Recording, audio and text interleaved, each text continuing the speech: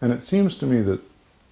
that human greatness is about not flipping out in either direction, not collapsing into either pole, but to hold that tension in a way that keeps making a larger person of you. And I'll tell you, on the ground level, who knows this best of all, I think, I mean, at least among others who know this way of being in the world, and that's parents who, in raising children, see the great possibilities that are inside their kids, and then also witness some of the sad and struggling and difficult things that happen especially when children enter their teenage years and get kind of captured by culture in a way that seems to override the impulses of their own hearts.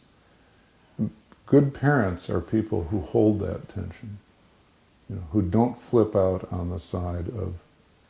either cynicism about these kids and judgmentalism about these kids, or kind of putting the blinders on and ignoring reality and just pretending that all is well. And when you hold that tension as a parent, which is often very painful and very demanding, you become a larger person. I'm not saying you have to be a parent to do that. Different people do it different ways. But it just strikes me at the moment that good parents know exactly what I'm talking about when I talk about standing in the tragic gap and holding that tension.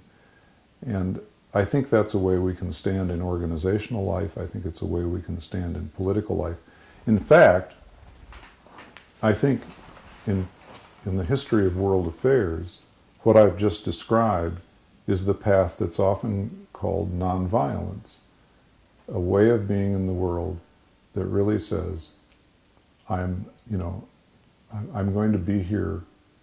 in a different way than either being one of the combatants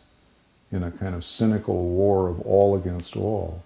or hiding out in my affluence or the privacy of my family life and pretending that the rest of the world isn't happening.